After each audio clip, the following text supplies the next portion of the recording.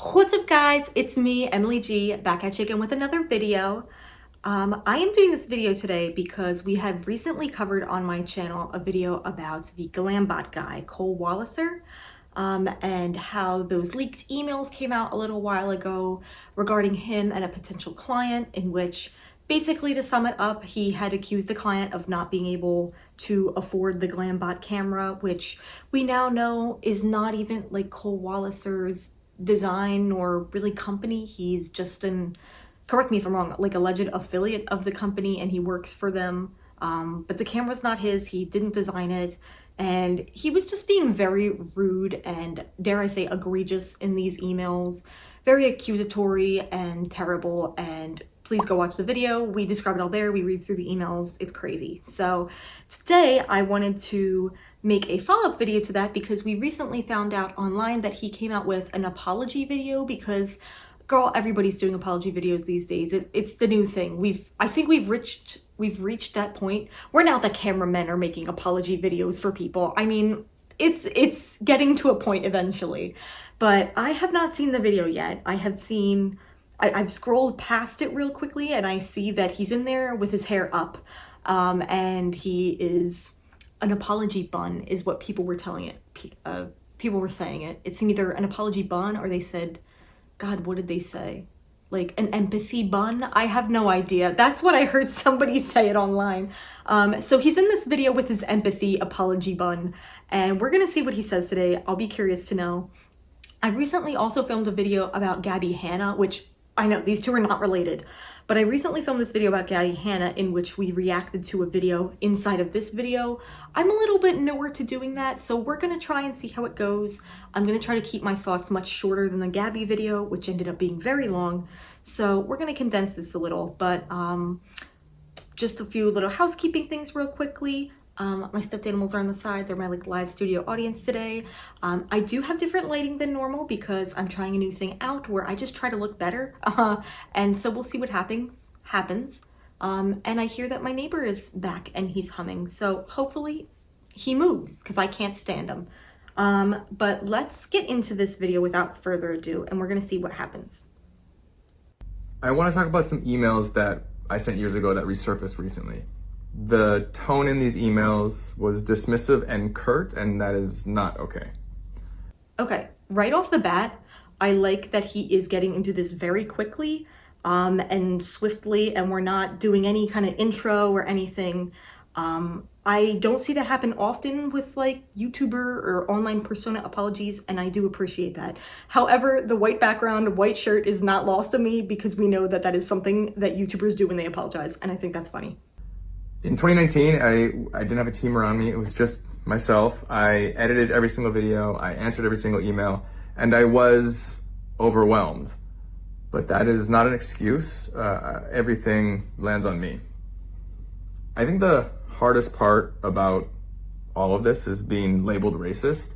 I'm half Chinese and also what he's referring to there, people are saying it was coming from a possibly racist place because we found out the client was, I believe, an Indian woman. Please correct me if I'm wrong. That is not coming from a place of hate. That's just me not knowing who this person is.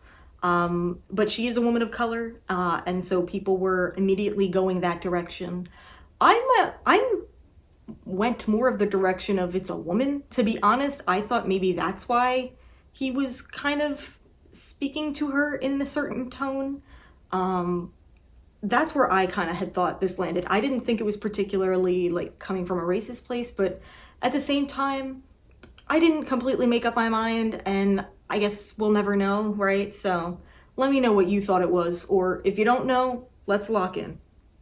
Growing up, issues of identity, race, and belonging deeply affected me, and I would never intend to inflict that onto anybody else.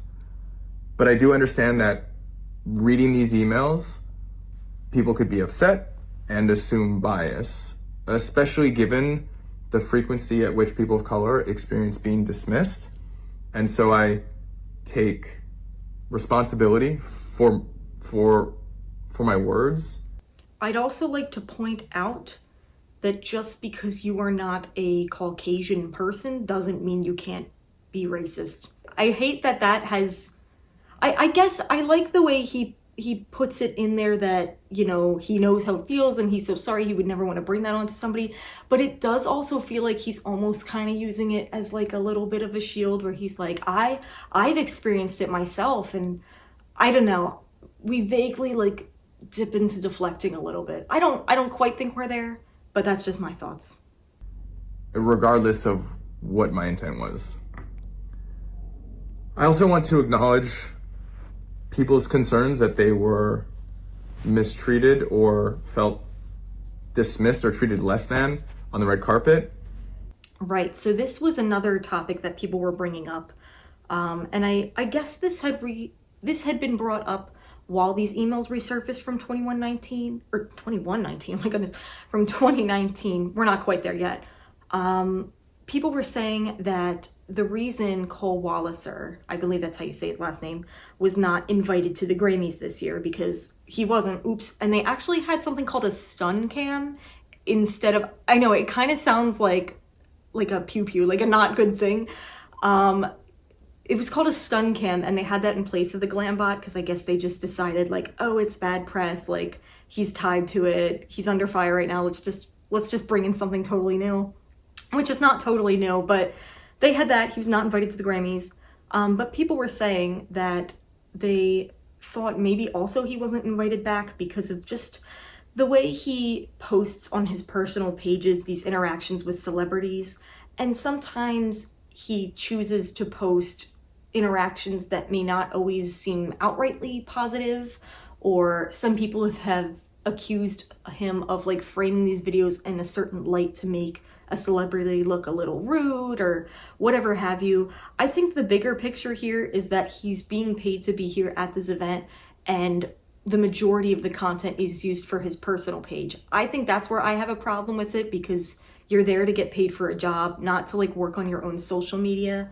That's my opinion.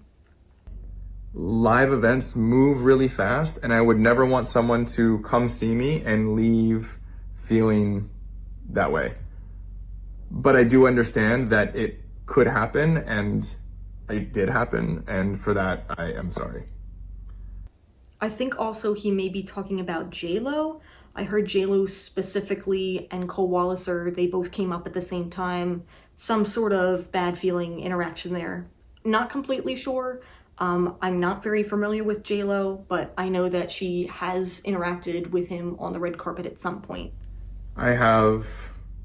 I like to think that I have grown a lot in the past 7 years, and I always want to treat everybody with the respect that they deserve, but clearly more could be done, and I can do better. And so that's a thing that I want to focus on, improving and just working towards being better. These are just some thoughts that have been weighing on me, that I wanted to share. And so, thanks for watching. Okay, interesting. That was much shorter than I thought it was going to be. And as far as like celebrity, YouTube, big people apology kind of things, I think it was one of the better ones we had, right? At the end of the day, it's not for me or for you really to accept. I think it's mostly for the girl, God, what was her name? It's not Yinka, is it? I was right, it is Yinka. I think that the apology is for Yinka to accept, and to anyone on the red carpet that he's interacted with that did not have a pleasant time to accept, right? So I can't speak to whether or not it was a good enough apology to be accepted. However, from an outsider's perspective, I think it is very shortened to the point.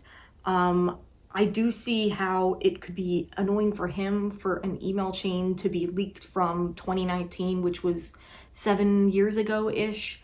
So I understand that he's upset. He did seem very like teary-eyed in the photo. We didn't see a whole full-blown, sneezing, sobbing into a tissue kind of thing, which I appreciate, because like just film it again later, right? But I don't know. I feel like I have to think about it. I guess I'm happy that he put something out there. I thought maybe he was just gonna let this blow over. It's short enough and sweet enough, like it didn't even happen. Does that make sense? Like, you know how they say all press is good press, but when it comes to like apologies, you should just like say nothing and no cancellation will happen, as we've seen with a lot of people, right?